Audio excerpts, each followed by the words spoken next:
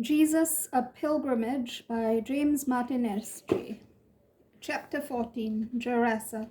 Night and day among the tombs and on the mountains he was always howling and bruising himself with stones. Early in our stay at the Franciscan hostel, I asked Sister Telesphora about the surrounding geography. I pointed vaguely to the opposite bank of the Sea of Galilee, where the rolling hills looked like folded cloth, and said, "What's over there?" "Oh," she said airily, "the land of the Gerasenes." "You're kidding," I said. "Is that really where the story of the Gerasene demoniac happened?" Raised eyebrows indicated she was not kidding. "That's the other side," she said. Immediately I remembered the story of Jesus and the disciples crossing in a boat to what the Gospels called the other side, which had always seemed vague. It's hard to imagine that the other side when you don't know any side at all. Once again, the force of being here where Jesus was almost floored me. George seemed startled. "Oh, I really want to go there," he said. "That story is really important to me." For me too. It is a stunning story, both touching and disturbing, found in all three synoptic gospels. Mark 5, 1 to 20, Matthew 8, 28 to 34, Luke 8, 26 to 39. It recounts the healing of a strange man who hurts others and himself. Its power to shock has been undimmed by 2,000 years. The tale is called by modern scripture scholars both eerie, Barclay, and bizarre, Mier.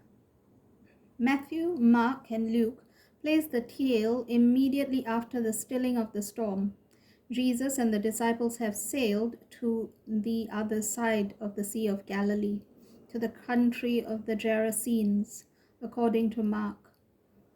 Before Jesus even steps off the boat, we must navigate our way through some textual difficulties. Here's why.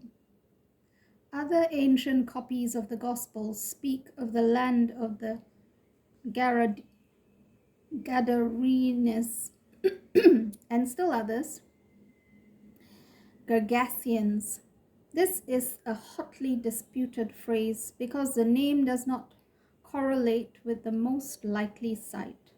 Gerasa, modern Geras, located in what is now Jordan, a large city in the region, is located roughly 37 miles southeast of the sea. As we will soon see, this makes it an impossible candidate for the place. Or perhaps Mark simply intended to describe the general area between Gerasa and the Sea of Galilee.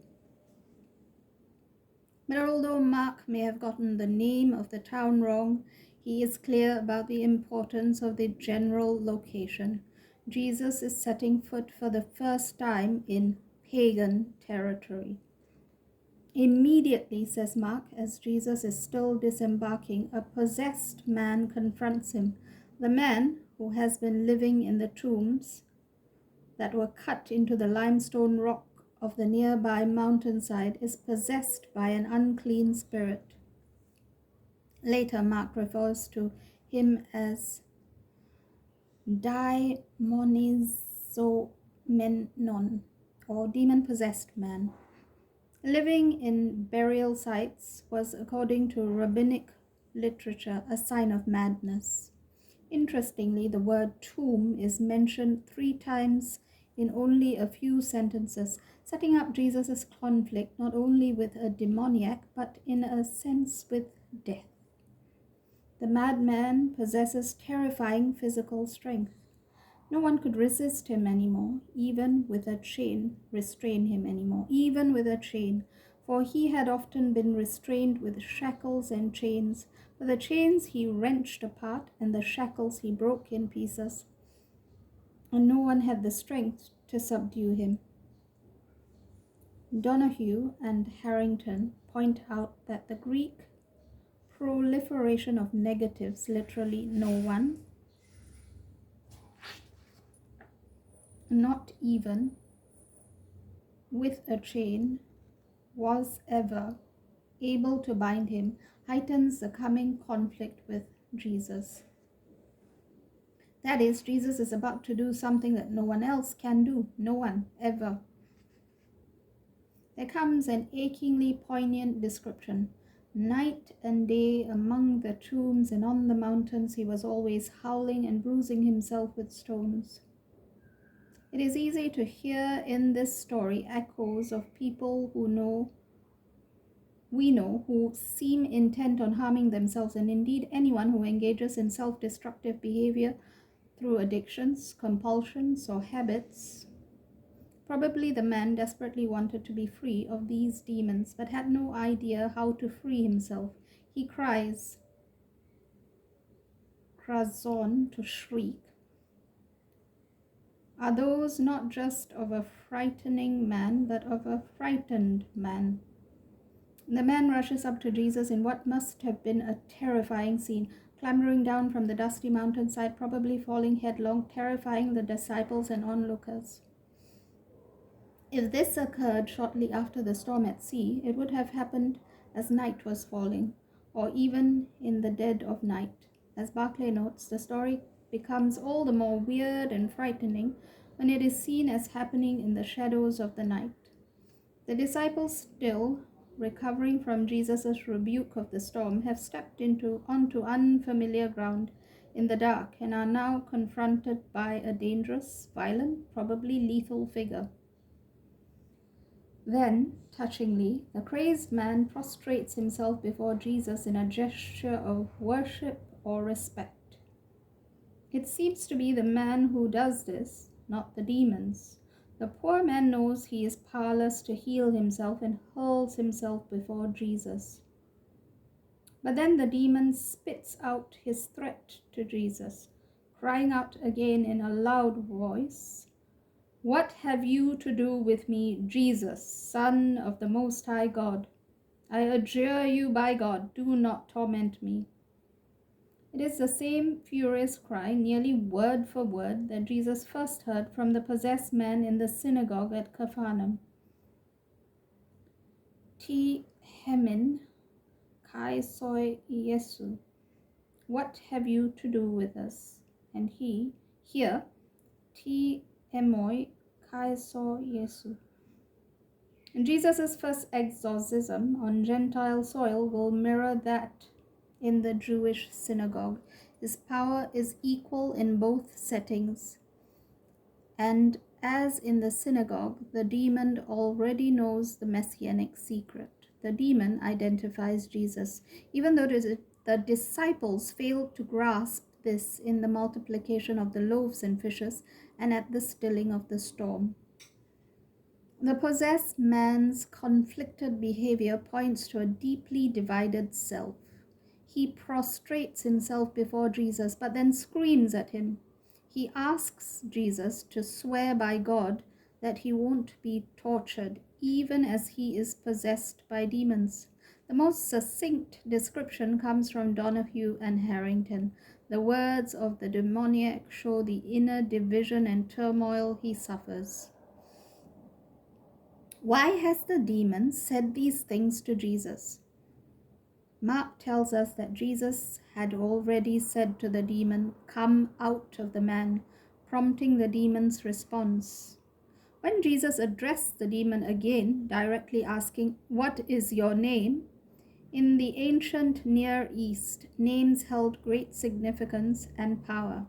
In the book of Genesis, God renames Abram as Abraham, signifying a divinely ordained change in identity. Jesus will rename Simon as Peter, a sign of his new life and mission. Moreover, knowing a person's name was believed to give someone power over that person. This is one reason that when Moses asks to know God's name, the answer is, "I am who am." In other words, that is my business. Moses has no right to access the power of knowing God's name. Thus, when Jesus asks the demon's name, he poses a direct threat. What is your name means, let me have power over you. The scene always brings chills to my spine and reminds me of the scene in the film The Exorcist, when the psychiatrist addresses the demon within the possessed girl, Regan, whom he has hypnotized. I am speaking to the person inside of Regan now, he says. If you are there, you too are hypnotized and must answer all my questions. Come forward and answer me now. After a growling Regan writhes on the bed, he asks, Are you the person inside of Regan? Who are you? This is Jesus' question. Jesus receives an answer. My name is Legion, for we are many. What a chilling statement. There are many demons within the man. There are a number of interpretations of this famous name. First, Mark may simply be reporting what transpired with the legion as a colloquial expression for many. Second, the demon may use the word to avoid giving Jesus his precise name. Third, it may relate to the Roman legions. Legion is a Latin word for a military unit of around 6,000 men. It was also used by Greek and Aramaic speakers of the day, what scholars call a loan word, borrowed directly from another language. The Greek word in Mark is simply a direct transliteration of the Latin legion. The word could also be a not so subtle reference to the presence of Roman forces in Palestine. On the other hand, as Donahue and Harrington point out, Jesus is not expelling Romans from the Jewish lands here, since he was in Gerasa, a largely Greek city. However, if he is on the other side of the Sea of Galilee and still near Jewish territories, the word may still evoke the image of Roman legions and their own possession of Palestine. The demons beg Jesus not to send them out of the country, but rather to send them into the herd of pigs nearby. The Greek word for beg, parakalein, is used not only for someone in need who begs, but also for an inferior speaking to a superior. The begging shows us who is already in charge. At that time, the notion that the demons would want to have some place to reside, rather than being sent to an everlasting place of damnation, was common. The introduction of pigs also reminds us of the pagan setting of the story, and also the sense of uncleanness, because Jews were forbidden to keep pigs or use them for food. Jesus gives the demons permission to enter the pigs. Immediately the unclean spirits enter the swine, and the entire herd, 2,000, says Mark, rushes down the precipice into the sea and drowns. This is one reason for the confusion over the location. If the original story took place in the town of Gerasa, the pigs would have had to run a marathon 37 miles to the sea. Once again, though, Mark may simply have been referring to a general region. In a sense, the demons, who asked to be cast into the pigs, are the agents of their own destruction. Nonetheless, Jesus is shown as the quietly powerful one who liberates the man from what had kept him bound. Also, in contrast to the terrifying rantings of the man, Jesus speaks few words and, having recently fallen asleep on the boat, is an emblem of calm in the midst of the storms, both physical and emotional. Mark may also want readers to see the destructive power of the demons as mirroring the destructive power of the sea, which figures into the previous passage. Both have now been decisively conquered by Jesus. News of Jesus' astonishing feat is told by the swineherds both in the city and in the country. Some time afterward, people return to see the man, clothed and in his right mind, no longer naked, which we can infer from the closed comment, and no longer deranged. He is restored to the community. No longer living among the tombs, he is symbolically restored to life. In most translations, onlookers are described now as afraid, but the original Greek also conveys the sense of being awestruck by the power of Jesus. Strangely, having been witness to a stunning miracle, the people plead for Jesus to leave the area. It is the opposite of the request of the demons who ask if they can stay. Why is this? On the one hand, the swineherds were probably angered by the loss of their revenue. On the other hand, people in the pagan region might have been terrified by this Jewish wonder worker's power, not to mention the sight of 2,000 pigs floating in the water. We'll return to that question. Later, as Jesus is boarding the boat to return to the western shore, the former demoniac returns. The man begs Jesus if he can be with him. It's easy to conjure up a quiet scene with the water placidly lapping on the sides of the boat, a striking contrast to the turbulent episode that just happened. Violence has been replaced by peace. As in many cases, the man is not called to be a conventional disciple, that is, to leave everything behind. Instead, Jesus says, go home to your friends and tell them how much the Lord has done for you and what mercy he has shown you. The man is restored not just to the community at large, but more specifically to his friends. He is sent with a mission to tell the story. There is a practical aspect to this command as well. Jesus commissions the man to spread the good news to his people. Mark tells us that in this area called the Decapolis, a federation of 10 cities east of Samaria and Galilee, the story of Jesus' power spread. For the readers of Mark's Gospel, who were both Jewish and Gentile Christians, the tale of Jesus' first interaction in pagan lands would have been an especially important lesson. And for the next generation of Christians, the story would have been used as a reminder of Jesus' outreach to those in non-Jewish communities. His power has no boundaries, neither does his love. Mark ends his story eloquently. And all were amazed. All marveled. All were astonished. Sister Telesphora gave us the name of the town now associated with the Gerasene demoniac, Kursi, on the other side of the Sea of Galilee, opposite from Capharnaum. In Talmudic texts, it was called Kurshi and identified with pagan worship. It is only about 500 meters east of the sea, which would make rushing into the sea easier for the frenzied pigs. George and I weren't sure what would greet us in Kursi, since so few people had mentioned the town to us. Plus, there was the devilishly complex problem of authenticity.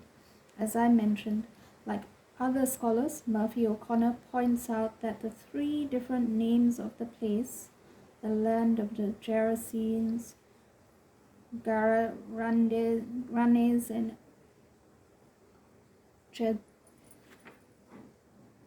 Gerasa, are suspicious, which means that it is difficult to claim that any one place is authentic. But in this place, more than at any other site we visited, any question of authenticity seemed to vanish. We drove one afternoon to a site devoid of visitors. The sole caretaker greeted us and told us to feel free to explore the ruins of the monastery and the surrounding grounds. She told us that we would be able to see where the miracle happened by standing on a rock behind the monastery. The ruins of Kursi were discovered in 1970 when road work uncovered the walls of a 5th century church and monastery. Built of a dark grey mottled stone, the complex includes what appears to be community space for the monks, outdoor workspace, including an olive press, and a church with a baptistery. On the floor are dusty mosaics arranged in complicated geometric patterns. Though I'm no expert, the presence of a Byzantine monastery seemed to heighten the possibility that, from ancient times, Kursi was considered the place of the miracle.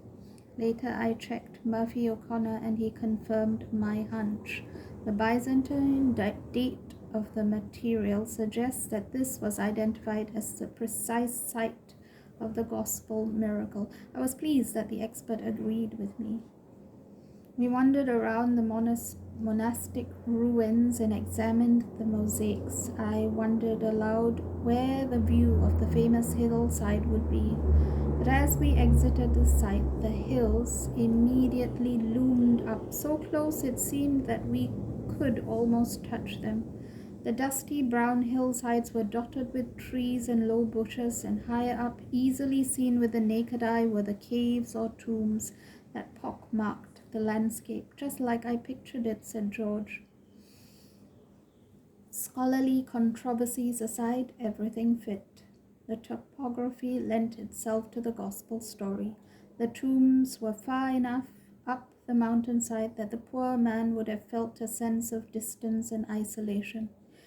It would have been easy for people to avoid the terrifying man living on the hillside, but the tombs were not so far that the people wouldn't have heard the man's shrieks.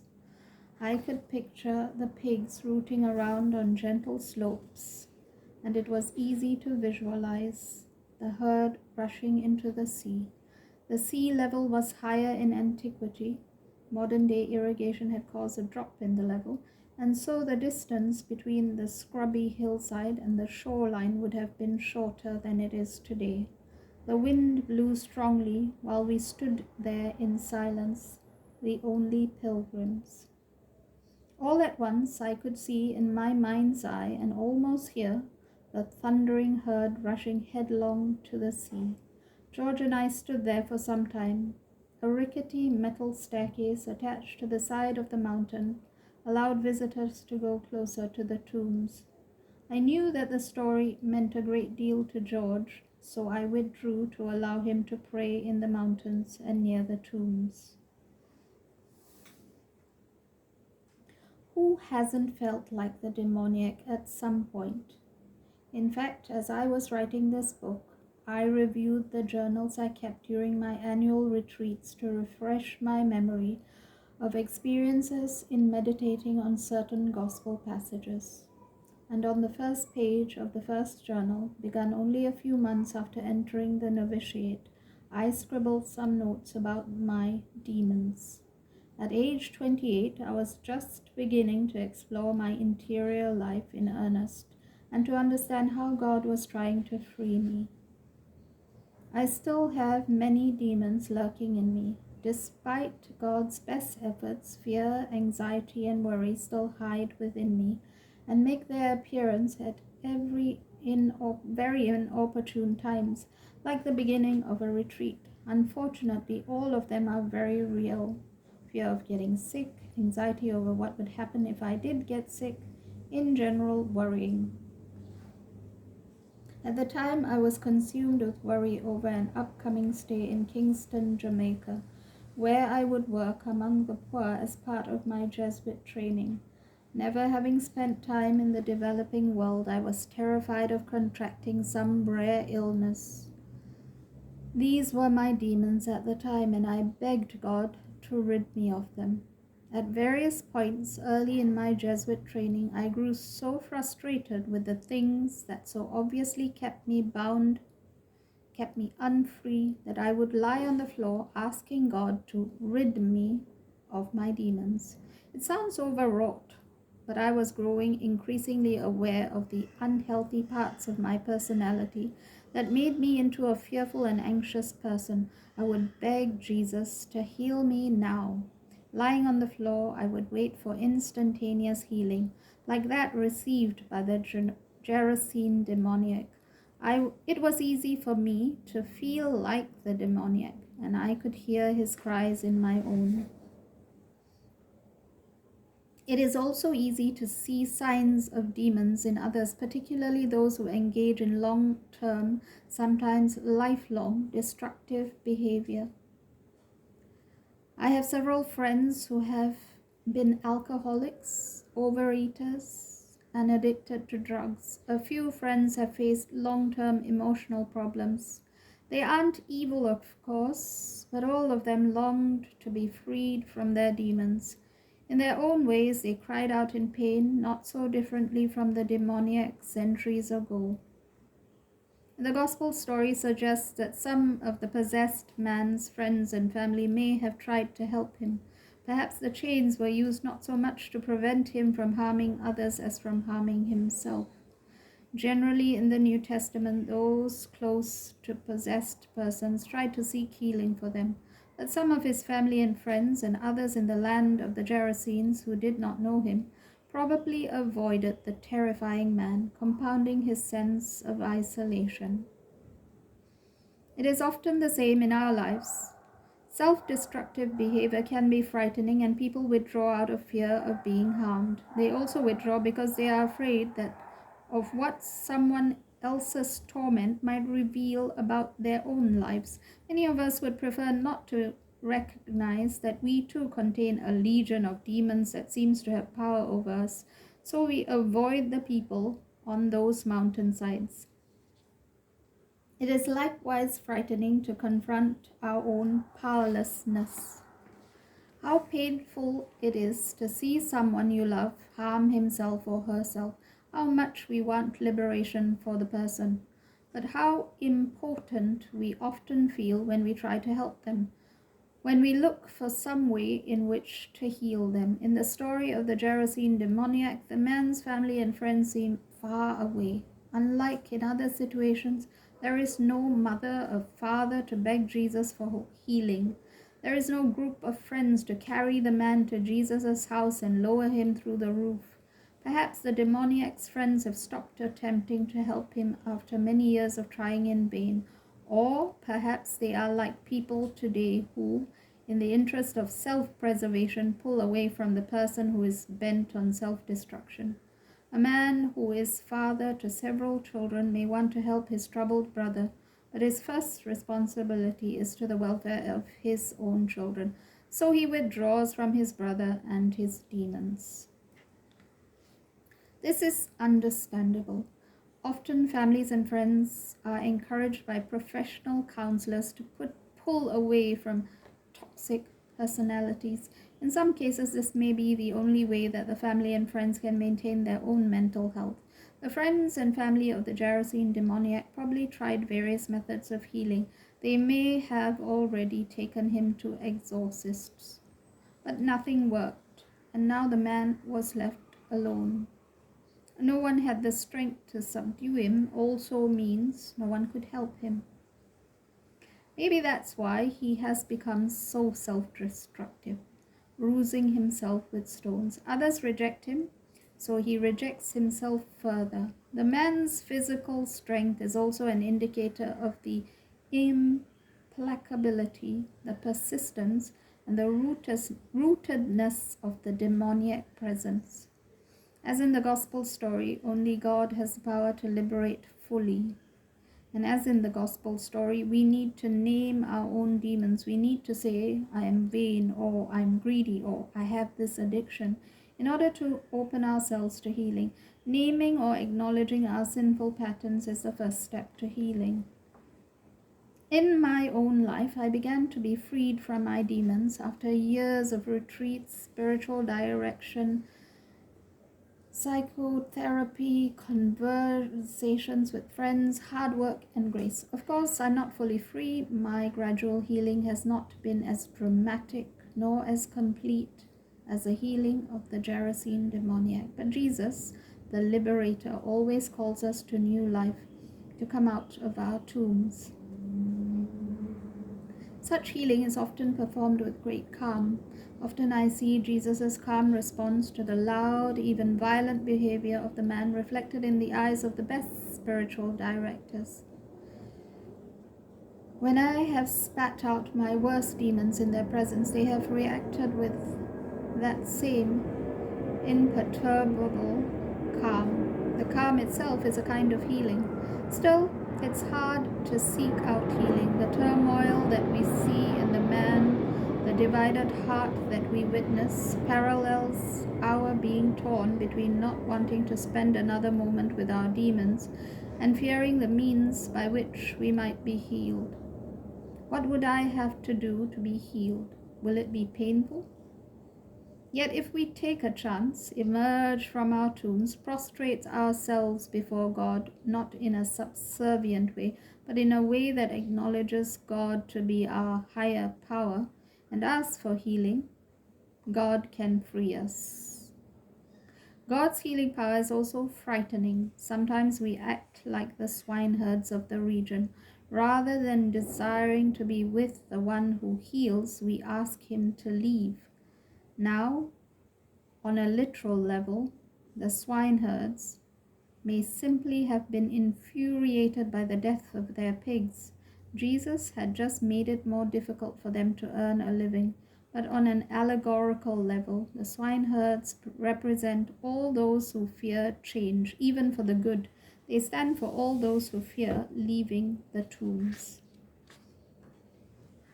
As I was writing this chapter, it dawned on me that during our time in Kursi, I hadn't asked George what was so meaningful to him about the Gerasene demoniac. I didn't want to intrude on his meditations, so I wrote him to ask. George said the passage was one of the two key experiences of the prayer that he had during his long retreat, also known as the spiritual exercises of St. Ignatius Loyola, a 4-week retreat that invites a person into the life of Jesus through imaginative prayer. Jesuits make the spiritual exercises at least twice, once as a young novice and later at the end of their training. My friend's experience with this story during his novitiate would continue to shape and define his life as a Jesuit over the next 25 years. During that retreat, George wrote in his journal, Jesus invited me to look into the tombs all around me, the cemetery of bad memories that I chose to dwell in most times. And what was there? Nothing, just dust and dry bones. The fears and pains I am most afraid of are dead things. They cannot hurt me anymore. They are dead and I am alive. And George did not know that he would soon enter a 2-year period of depression that he described as the most painful time of his life. It began when he stopped using alcohol to numb his feelings. Over time, and with some help from his brother Jesuits, caring counselors, and friends in recovery, he was able to get up out of the tomb he was living in and begin to live again. The gift of depression, as he called it, has helped him to connect with the men and women he has ministered to as a prison chaplain. I'll let him end this chapter in his own words. Their prison cells are like that dark tomb, and I know from my own experience how terrifying and lonely that tomb feels. But I also know that Jesus called me from the darkness just as powerfully as he called the tormented man in Gerasa from the tombs in which he was trapped. Prison ministry has been for me a way of witnessing to the power of God to free us from ourselves, from the shame and hurts and traumas and resentments we have endured, to real freedom, to what Alcoholics Anonymous calls the sunlight of the Spirit. So that wasn't perfect, but that's the entire chapter. Now we will read the gospel passage, the Gerasene demoniac, Mark 5, 1-20. They came to the other side of the lake, to the country of the Gerasenes, and when he had stepped out of the boat, immediately a man out of the tombs with an unclean spirit met him. He lived among the tombs, and no one could restrain him any more, even with a chain, for he had often been restrained with shackles and chains, but the chains he wrenched apart, and the shackles he broke in pieces, and no one had the strength to subdue him. Night and day among the tombs and on the mountains he was always howling and bruising himself with stones. When he saw Jesus from a distance, he ran and bowed down before him, and he shouted at the top of his voice, "What have you to do with me, Jesus, Son of the Most High God? I adjure you, by God, do not torment me." For he had said to him, "Come out of the man, you unclean spirit." Then Jesus asked him, "What is your name?" He replied, "My name is Legion, for we are many." He begged him earnestly not to send them out of the country. Now there were on the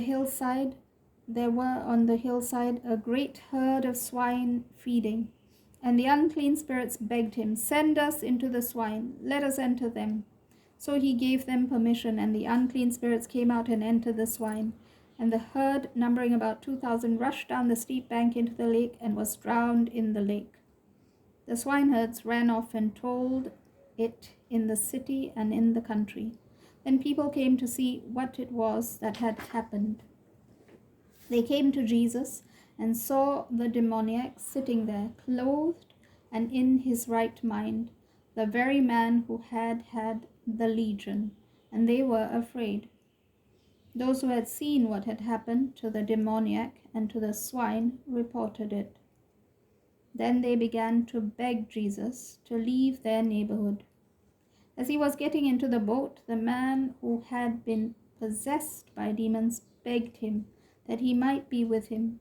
But Jesus refused and said to him, "Go home to your friends and tell them how much the Lord has done for you and what mercy he has shown you."